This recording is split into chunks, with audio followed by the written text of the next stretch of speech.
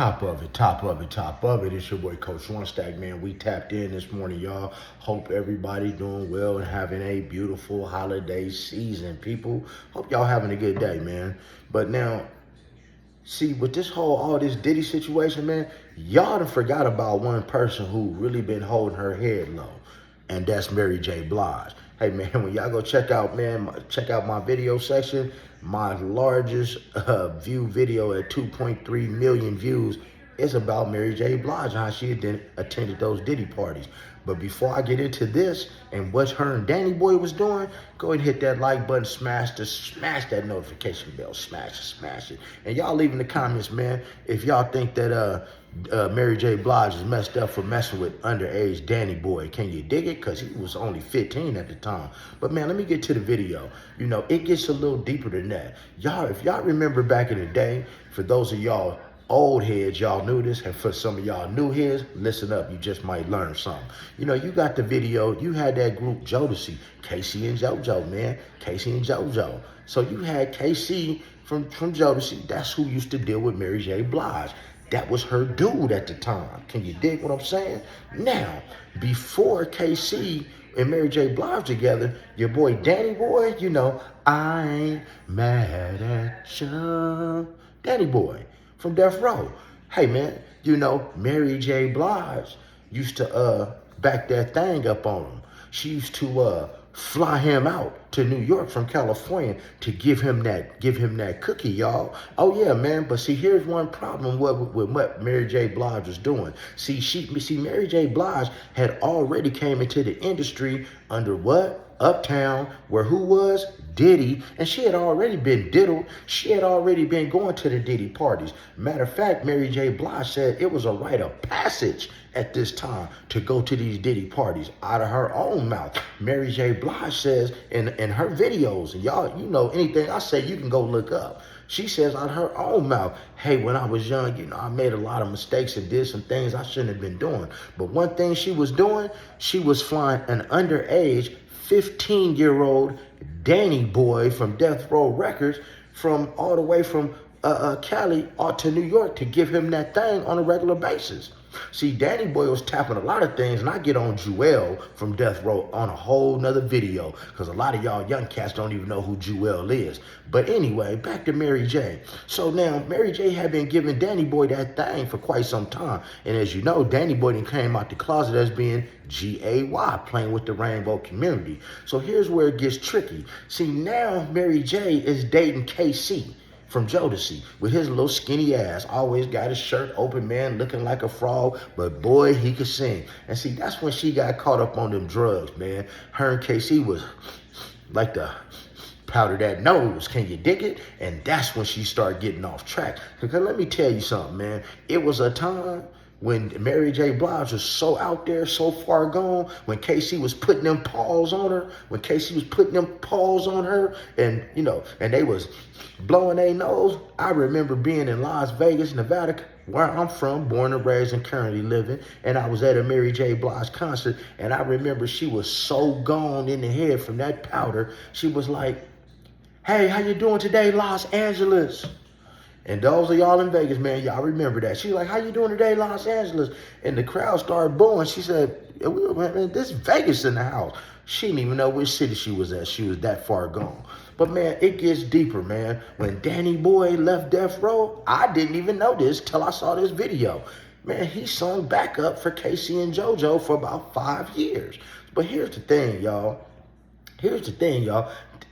Danny Boy wrote a book about his experience at Death Row, and one of them things was about how he used to tap Mary J Blige, and she used to fly him out. The man had no reason to lie. He was only 15 years old at the time, right? It even got to the point to where it was happening so much now to Mary J's defense, when she did find out and catch wind of it, she did have a private meeting with Suge Knight and Danny Boy, and Danny Boy actually produced his birth certificate to show her, because she couldn't believe that the boy was only 15 years old. But hey, man, it gets deeper than that. So now Danny Boy is singing backup for KC. That means that's his boss. And now the book comes out, and everybody reading the book, and now they see that he has slept with her. Now, KC was unaware of this, and they like brothers, man. They friends. But, this dude was a kid. So as they laughing and joking about this stuff on the tour bus, KC had the nerve to fire Danny Boy because he had been tapping Mary J Blige back in the day, and KC actually had a fiance at the time. But man, hold up. If you don't believe me, watch for yourself. What happened between both of y'all? Because I heard that he fired you because you slept with Mary. Yeah, I think K got in his feelings, and KC and JoJo always been like a brother to me. I would catch them when they come in and out of town during different shows, and they at that time remained to be some of the guys from Hollywood that I looked up to that always kind of kept it real. After some years went by, I sang backgrounds for Tina Marie. Then I went out with Norman Connors for a little while, and then I started going out with KC and JoJo. Man, that was a time of my life because I had an opportunity to be amongst my peers again. You know what I mean? To be backstage with all of the people that, I kind of seen back in the day, and to meet other people that was coming up in the business. And I was out on the road with KC and JoJo probably about 5 or 6 years. During the good times, during bad times where, when people seen the viral videos of, them being drunk on stage, me holding them down when one can't sing, myself and Showtime, shout out to Showtime, that's my boy that sung backgrounds as well. We called ourselves the Vocal Assassins. And when K couldn't sing, Showtime would sing for him. And, when JoJo wasn't feeling well, I'll make sure that I handle the part. JoJo would look at me and say, I got it. Or, I'll make sure that they were taken care of. And we went on tour with Jodeci. In the middle of us going on tour with Jodeci, that's when, a little bit before, us going on tour with Jodeci, that's when everybody on the tour bus started reading my book, Stranded on Death Row. By the way, it's available on all platforms, on Barnes & Noble, anyway, and Amazon. And anyway, they read the book on the bus, and everybody, we always joking. I mean, you know what I mean? You get on the tour bus, you never know, man. It's always pranks. Everybody always making jokes, and, people was making, kind of like, man, yeah, so you was with Mary, da-da-da-da-da, and they just be laughing about it, and it really wasn't on a disrespectful end, but they kind of always brought it up. And Kay, you could tell he was kind of in his feelings about it. And we got to one city, and I know we were laughing and joking about some stuff.